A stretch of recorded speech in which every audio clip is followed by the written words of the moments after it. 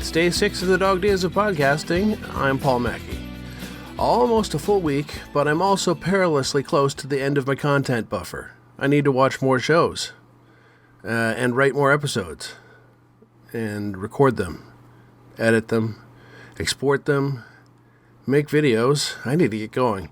But also today, I need to get going back to work. Later this week, things get hectic as we have Darcy's dad in town for Iris's appearance in the Addams Family musical at Duluth Playhouse. Not long after that, Iris and I are leaving town for 5 or 6 days when I'll need to have content pre-made and scheduled. I don't think I can produce for YouTube on the laptop, though I should probably test that.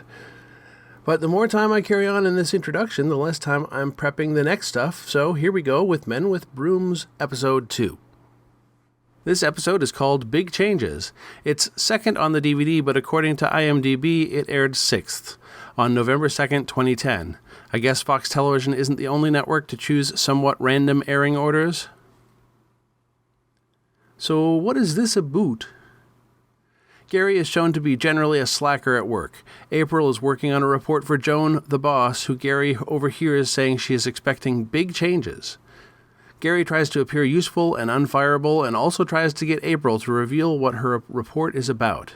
Meanwhile, Pramesh has decided he wants to help Ronnie with the books, and ultimately she feels the books are her thing that he's trying to take over.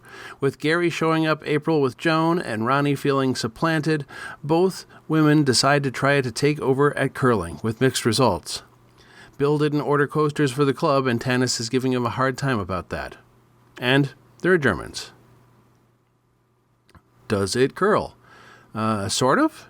There's curling, and there's throwing rocks, too. But there's not really what you would call a curling sequence.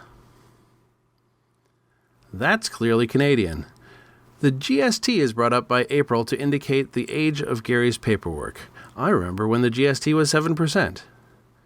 The goods and services tax in Canada was introduced in 1991 at 7% and was first reduced from that rate in 2006. This means in 2010, when this aired, Gary's paperwork was at least 4 years old. All right, my favorite line. Miss Parson. I need a printout of last week's overstock. If you have time. Oh, sure. Whoops. Probably shouldn't have this game open. Or that one. Or these. Wow, someone is really into solitaire.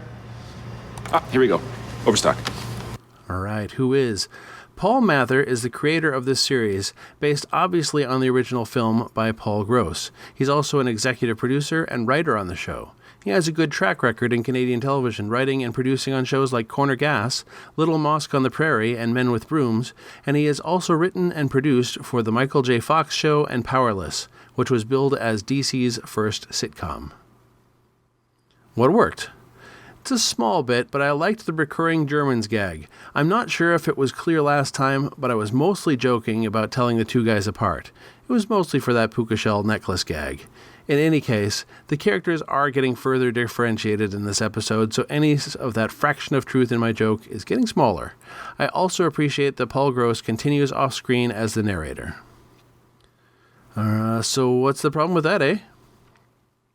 I really didn't like the mid-episode reveal of the denouement of the big changes at the workplace.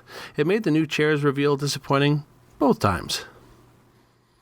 So next time up is the episode Quitting Time. Ideally, it won't be like the prequel story for Really Big Things, but what are the odds of seeing projectile vomiting on network television, right? Happy hunting!